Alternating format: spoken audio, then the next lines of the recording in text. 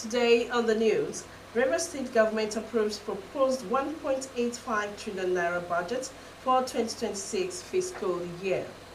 Federal government targets $1 trillion gross domestic product in 2026 growth plan. Plus, Independent National Electoral Commission denies releasing timetable for 2027 general elections. Good afternoon, my name is Iberi Ainda. You're welcome to the news at 3 today on Rstv. Do you love and care about your state and a peace? Let's build and take her to greater heights. This is a task we must all accomplish. And now the news. Rivers State government has approved a proposed 1.585 trillion naira budget tagged the Budget of Resilience for Growth and Development for the 2026 fiscal year. The decision was made at the first council meeting of the year held in the executive chambers of Government House, Port Harcourt. Government House correspondent Tamno Brabi Ibrubo completes the story.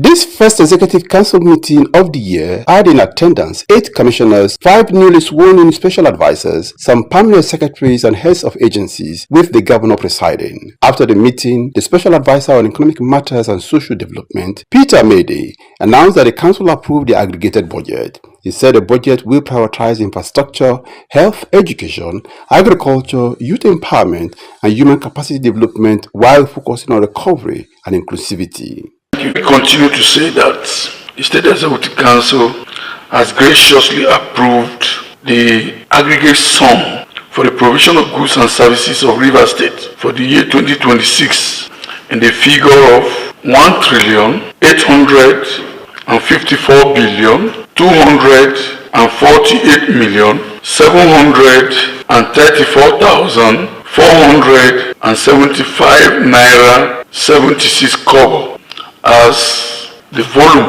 of the budget for 2026. Main talks of the year 2026 proposed estimate has been fashioned to enable the state accomplish and conclude ongoing projects, as well as clear out outstanding obligations in key critical sectors such as infrastructure, health, education, agriculture, human capacity development, youth empowerment, culture, tourism, information and communication technology, etc. It is against this backdrop that the State Executive Council has respectfully approved and considered that the budget theme for 2026 is a budget of resilience for growth and development. Also speaking, the Permanent Secretary, Ministry of Information and Communications, Onosirawu, said the government remains committed to effective fiscal discipline that will translate into value for money spending and improved well-being for the people of Rivers State. The proposal is expected to drive growth, resilience, and sustainable development across the state. As you are aware, we just finished our ESCO meeting, which basically looked at the proposal for the 2026 budget. With me is the Special Advisor on Economic Matters, newly sworn in, and the Special Advisor on Finance, also newly sworn in. As you are aware, the Governor's Military Administration is determined to breach the lost grounds. And for that reason, a very robust budget figure has been arrived at after a very conscious deliberation to put our state where it needs to be. I will now invite the Special Advisor on Economic Matters, Professor Peter Mayday, to give us a rundown of what we came up with in terms of figures. Essay. Tamno Brabi Ibrubo, Rstv News.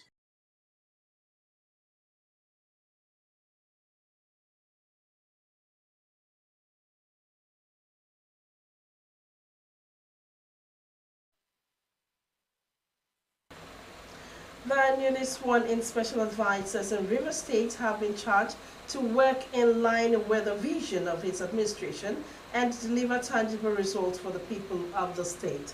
Governor Siminala Fubara gave the charge while swearing in the special advisors at the executive chambers of Government House in Port Harcourt. Government House correspondent Tamno Brabi Ibrubo again has details. Those appointed are Barrister Lokatasia Madi, Professor Peter Mayday, Barrister Manuel Frank Fubaram, Victor Ekaro, and Darlington Orji. Their appointments come to strengthen governance and enable the administration to regain momentum that was lost in recent months. Governor Fubara said the advisors are not new to government, having worked with him previously, and therefore understood the policy direction of his administration. He warned that the appointments were not ceremonial, but a call to work, discipline, and increase productivity. Bringing in some persons on board to ensure that the wheel of governance continue to roll smoothly in our state.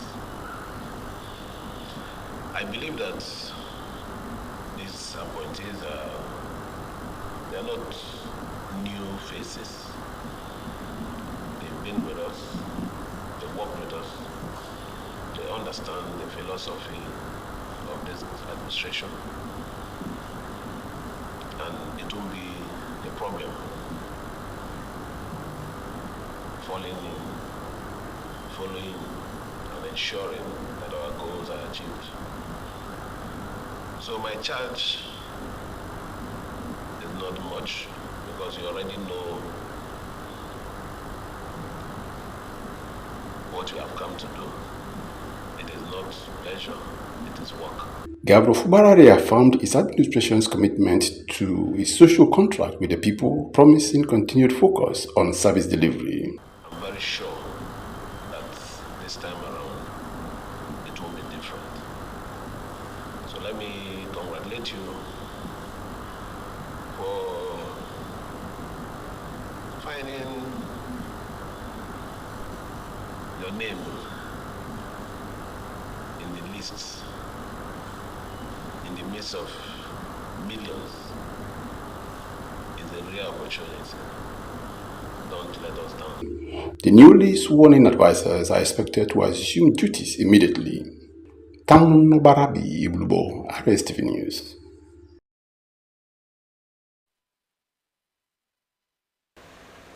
A new king has been elected for Opobo Kingdom in Rivers State. Alabo Charles Makpepo Jaja, a respected figure in the traditional hierarchy, emerged as the Amenabo-elect. Correspondent Emmanuel Emeyono was there and filed in this report.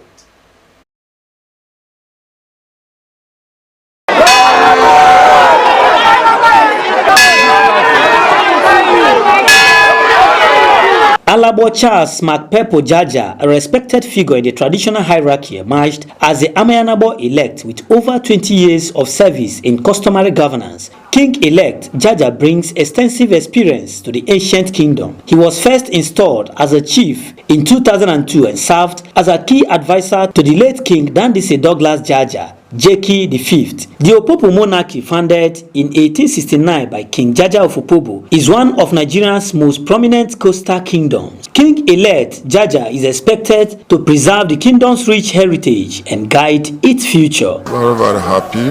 We've been able to fill the vacuum that was created by the transmigration of our last monarch, King Dr. Dandise Douglas Jaja. I will be fair to all manners of men, and I will be just to every human being. We will be able to secure the well-being of our citizens. The announcement was made by the King Jaja Executive Authority and the Opobo Council of Alapo in line with the customs and tradition of selection of the Opobo people. Emmanuel Emeyono, Rstv News.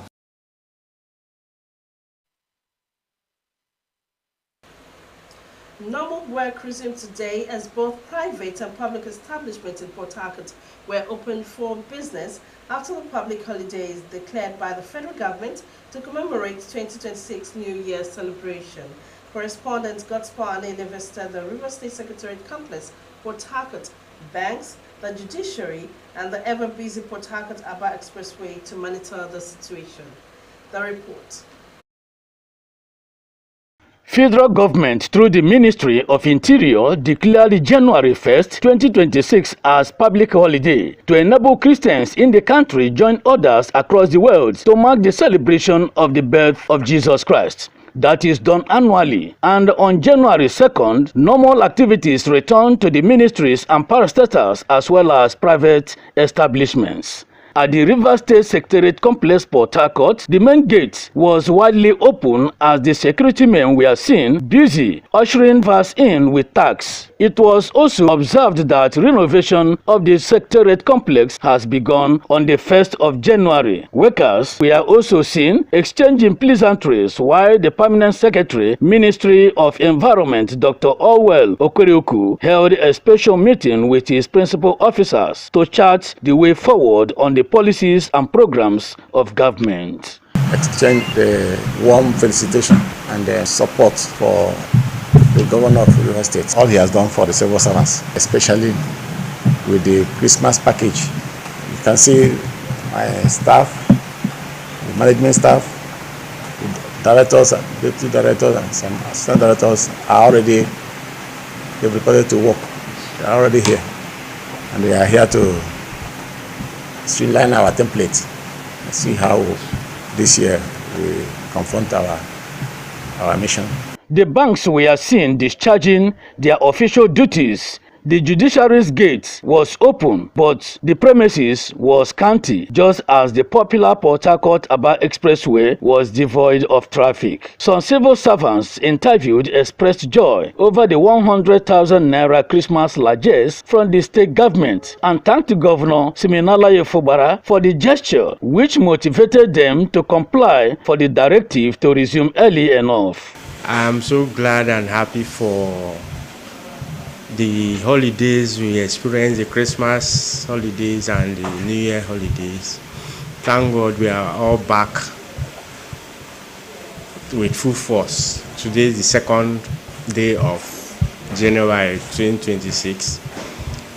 Work has resumed. We are even attending to a visitor that came. We are happy for His Excellency, our amiable Governor of the state, for graciously giving us the 100,000 for the Christmas. It's really helped us a lot. It helped us in settling families and traveling for the festivity. May God bless him to do more. God's power Anele, Rstv News. And now the federal government has unveiled an economic reform and investment mobilization strategy aimed at accelerating growth, creating jobs, and positioning the country on a path to a 1 trillion naira economy.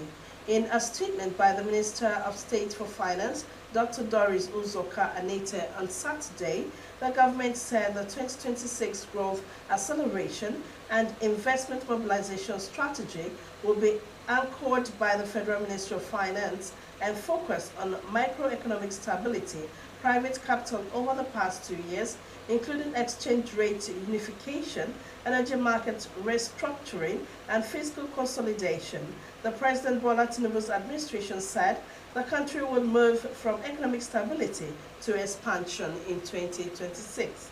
According to her, the administration aims to scale output, deepen domestic value creation, and place the economy on a credible path towards a $1 trillion GDP by 2036.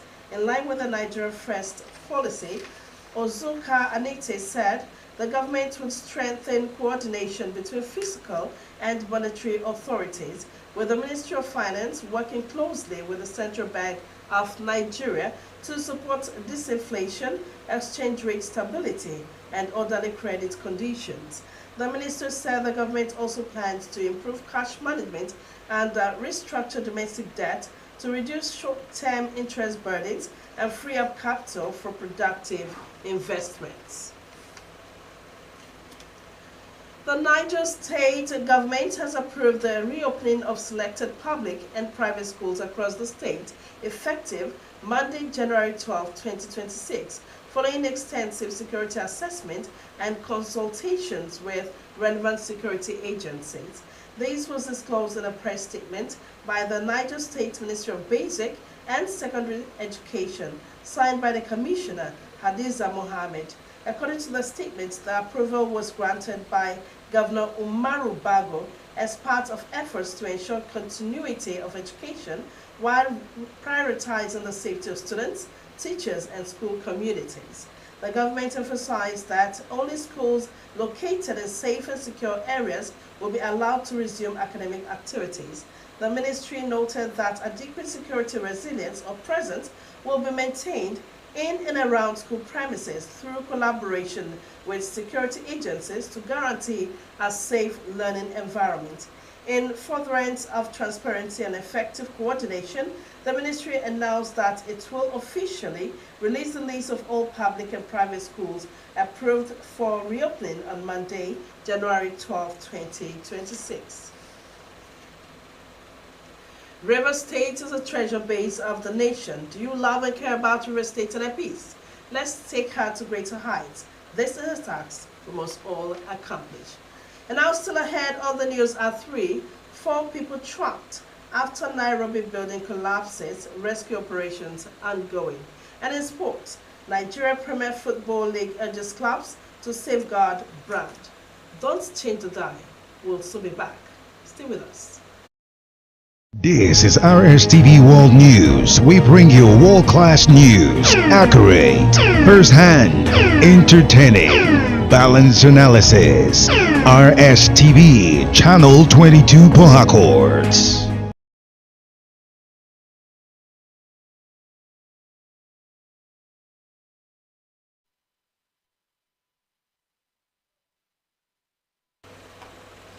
You're welcome back, and now the rest of the news.